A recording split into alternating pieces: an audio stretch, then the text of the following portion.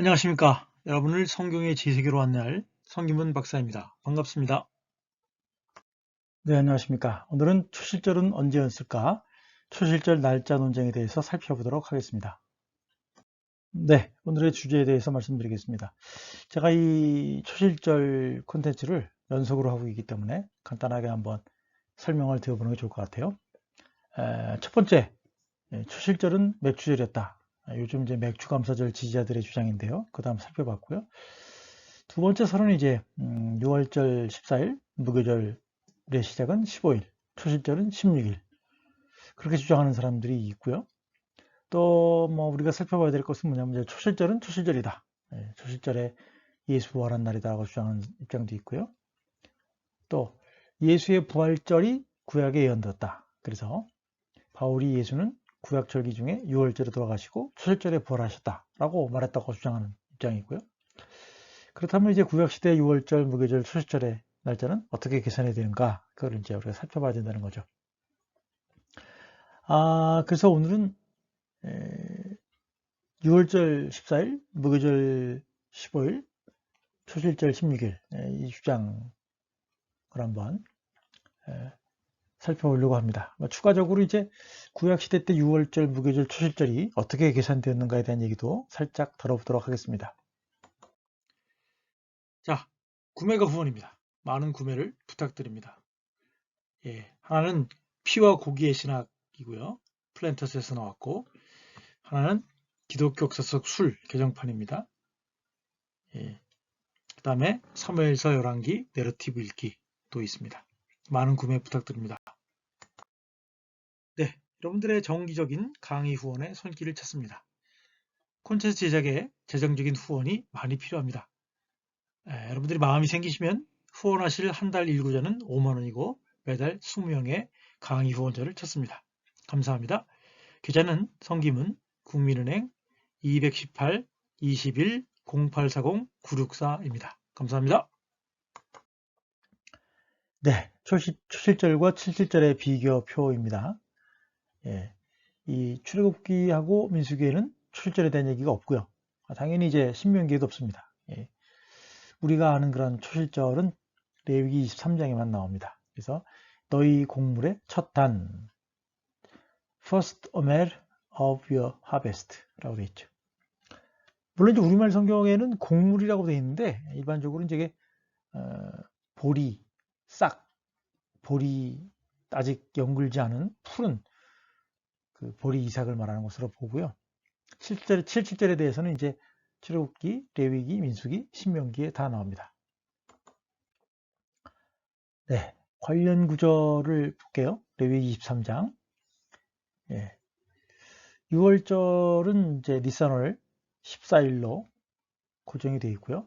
무교절은 6월절 다음 날부터 7일간. 이 경우에는 고정되어 있고요. 초실절, 칠실절의 경우에는 고정된 날짜에는 언급이 없습니다. 본문을 보면 10절 이스라엘 자손에게 말하여 이르라 너희는 내가 너희에게 주는 땅에 들어가서 너희의 곡물을 거둘 때에 너희의 추수의 첫 단을 제사장에게 가져갈 것이요 제사장은 너희를 위해 그 단을 여호와 앞에 기쁘게 받으심이 되도록 흔들되 안식일 이튿날에 흔들 것이다. 초실절 기간에 대한 다양한 설들이 있어요. 그래서 니산월에 지켜야 할 6월절, 무교절 그리고 이제 초실절의 상관관계를 우리가 크게 나누면 두 가지로 할 수 있겠는데 하나는 연속적인 측면입니다. 그래서 시기적으로 엄격하게 6월절과 무교절 그리고 초실절은 연결되어 있다라고 보는 입장이고요. 불연속성을 강조하는 입장은 6월절과 무교절과 초실절의 시기적 연관성은 애매하다. 매년 추수의 시작 기간은 일정하지 않기 때문이다 라고 하는 거죠. 물론 이제 그 근거는 본문상의 연결의 모호성도 있고 또 그에 따르는 해석의 다양성도 있다고 할 수가 있겠습니다. 네, 가장 단순한 평가입니다. 고드르남이 말하는 초실절의 두 가지 해석들이 되겠죠. 첫 번째 입장은 고정된 안식일 다음날 일상적인 안식일을 말하죠. 그래서 무교절 기간이 시작한 후에 직후에 안식일 다음날 즉 일요일을 말한다고 보는 거죠. 이 입장은 이제 일부 유대교 종파 및 일부 현대학자들.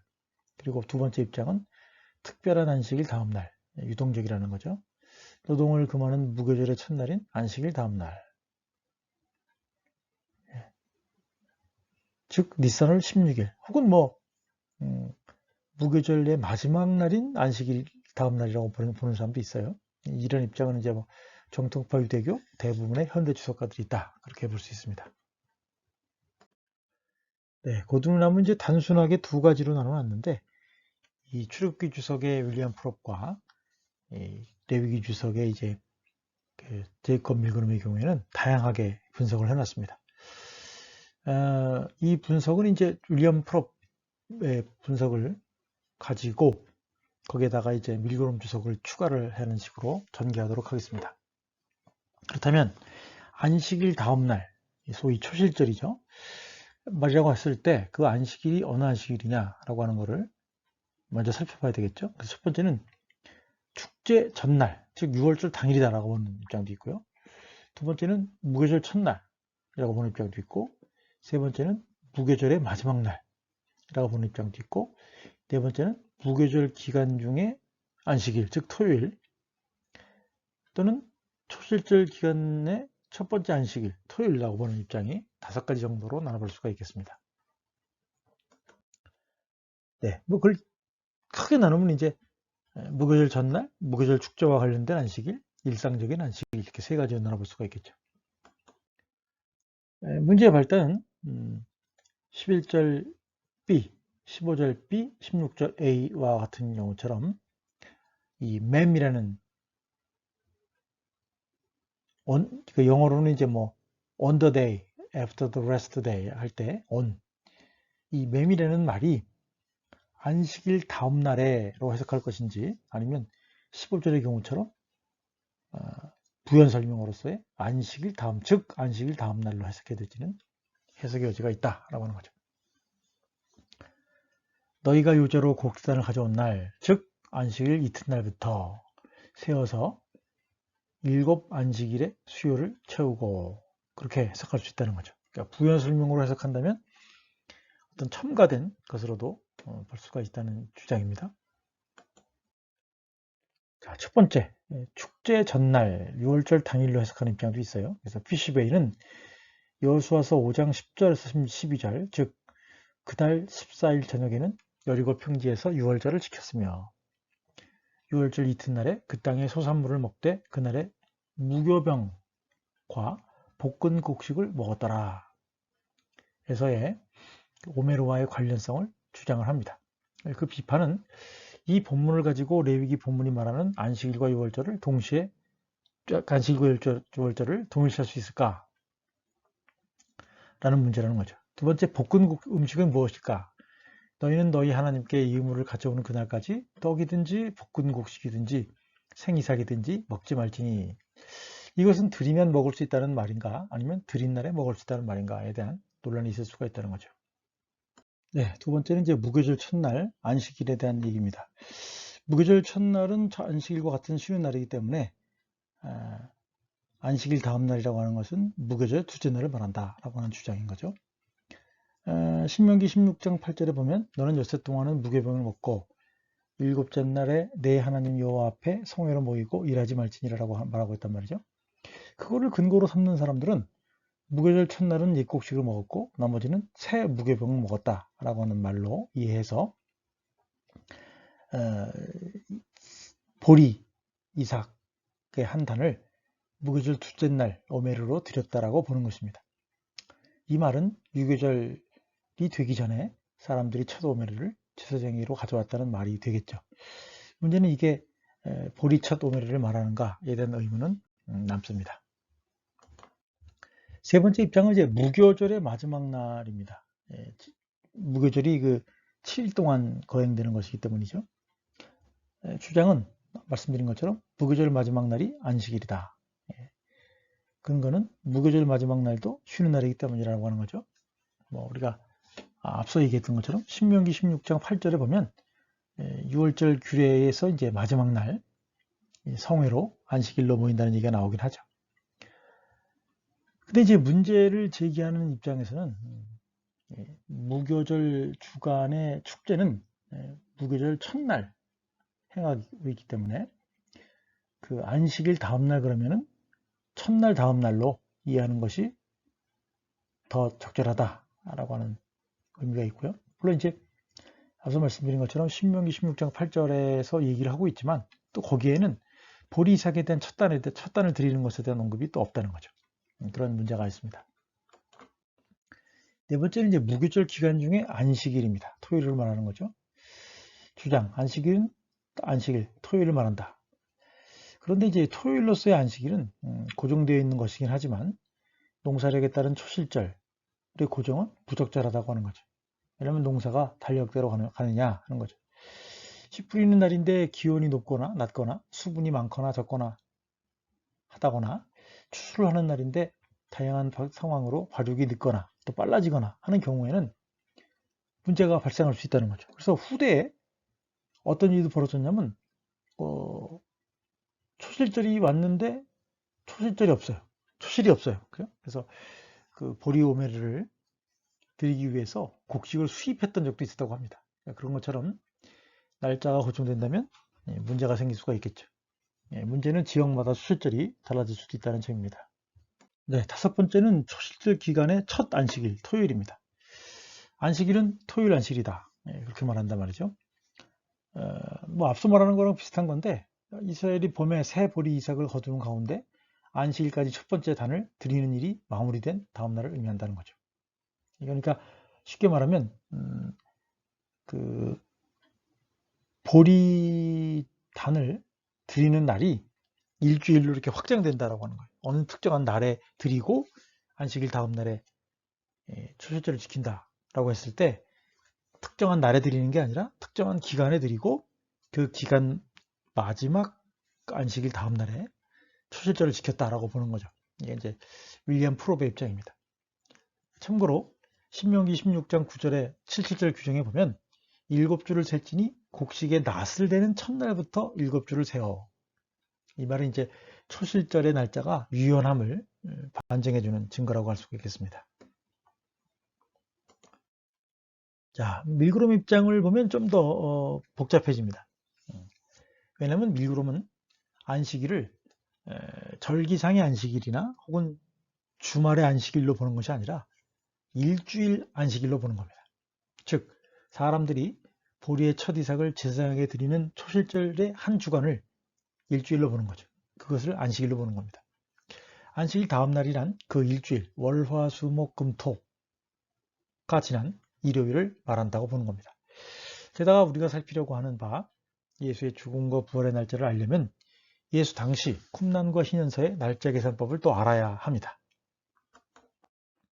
거기에 들어가기 앞서서 이제 전체적인 그냥 문맥상 연결의 고리를, 그러니까 그 6월절 무교절과 초실절의 고리를 직접적으로 연결을 시키지 않는 그런 입장이 있는데 그게 이제 키우치입니다. 그래서 두 단락을 연속적으로 보는 것이 어렵다. 연속하는 것으로 보기 올 이유가 없다라고 주장한다는 거죠. 10절에 이스라엘 자손에게 말하 이르라. 문단이 바뀌는 거예요.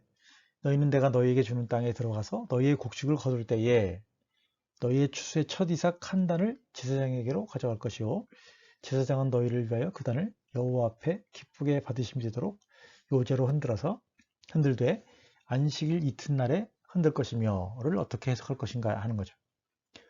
초실절은 6월절 무교절의 연속인가 아니면 불특정하게 가나안에 들어가 추수할 때를 말하는가. 매년 추수의 시기는 달라질 수밖에 없다. 이 단락에서 날짜가 고정되지 못한 이유는 거기에 있다라고 하는 거죠. 그러니까 이 레위기 23장 10절은 제가 앞서 말씀드린 것처럼 그 신명기와도 연결이 된다는 거예요. 그러니까 그 추수할 때에 맞춰서 거기서 이제 날짜를 계산해서 77절이 온다라고 하는 것을 우리가 생각해 보면 될 수 있겠죠. 말씀드린 것처럼 그 근거는 이제 각 단락마다 이 시작 어구죠. 여호와께서 모세에게 말씀하여 이르시되 이스라엘 자손에게 말하여 이르라. 1절에 나오고 9절에 나오고 23절에 나오고 이렇게 단락이 나눠진다는 점에서 단락을 구분해서 이해할 필요가 있겠다라고 하는 점입니다. 자, 예수 당시의 달력, 유대 달력을 한번 살펴보면 이제 그 고든에 남은 예수 시대의 쿰난 계열이 증거하는 니산월에 따른 달력은 다음과 같다고 얘기를 한단 말이죠. 네, 이 쿰난 계열에서의 1월달 달력은 항상 수요일 날 시작됐다고 합니다. 그러니까 이 니산월의 첫 금요일은 3일이고 첫 안식일은 4일입니다. 그러면 두 번째 안식일은 11일이고 세 번째 안식일은 18일이고 네 번째 안식일은 25일이 됩니다. 그런데 이제 14일 저녁이 6월절이라고 한다면 15일은 수요일이 되고 무교절 첫날이죠, 안식일. 그리고 안식일, 무교절 두 번째 날, 안식일 다음 날은 16일이 됩니다. 그리고 말씀드린 것처럼 무교절 기간의 정상적인 안식일은 18일이고요.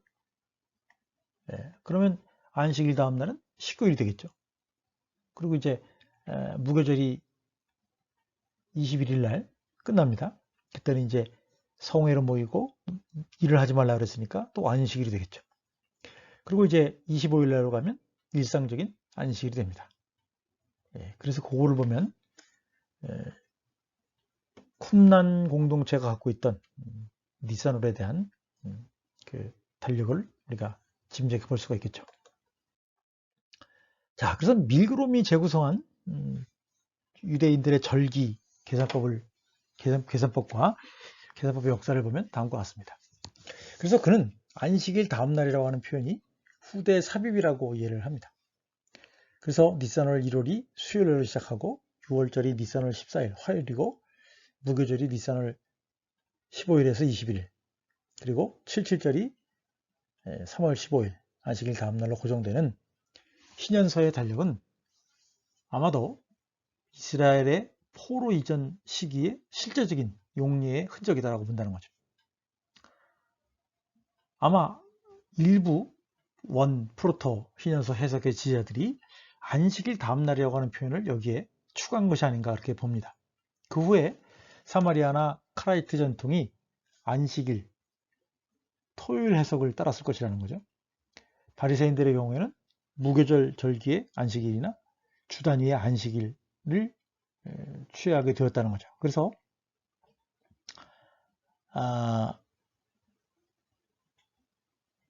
이러한 수요일 날로 시작하는 니산월에 있어서 이 다양한 그 해석이 나올 수 있었다라고 하는 거죠. 그런 면에서 사마리아 전통이나 카라이트 전통의 경우는 토요일 날로 봤다는 거죠. 그러니까 월요일 날, 안식일 다음 날이라는 표현을 죄송합니다. 일요일이라고 보았고 바리새인들의 경우에는 어떤 사람들은 무교절 절기의 안식일로 보았거나 주 단위의 안식일, 즉 토요일, 그러니까 안식일 다음 날은 일요일로 보았다는 거죠. 그러니까 일요일 날로 보는 사람도 있었고 어느 특정한 계속 변화하는 날로 본 입장들도 있었다라고 하는 거죠. 그런 점에서 이 구약의 절기가 말씀드린 것처럼 니산월에 있는 6월절과 무교절은 고정되어 있고 7월 첫날인 나팔절도 고정되어 있고 그 다음에 속죄일도 고정되어 있고 그리고 초막절도 고정되어 있단 말이죠. 그래서 고정되어 있지 않는 것은 초실절과 칠실절인데 그것이 이제 그 종파에 따라서 다양한 입장을 보였다는 것이 저의 연구의 결과입니다. 네, 참고문헌을 보면요. 고든 웨남의 레위기, 노부요시 키우치의 레위기, 제이콥 밀그롬의 레위기 1장부터 16장, 윌리엄 프로프의 출애굽기 1장부터 18장과 관련된 다양한 주석을 참조해서 정리를 하였습니다. 네, 감사합니다. 네, 정기적인 강의 후원의 손길을 찾습니다. 오늘 강의 유익하셨나요? 유익하셨기를 바랍니다. 콘텐츠 제작에 재정적인 후원이 많이 필요합니다.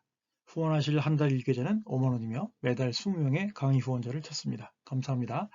계좌는 성김은 국민은행 218-21-0840-964입니다. 감사합니다.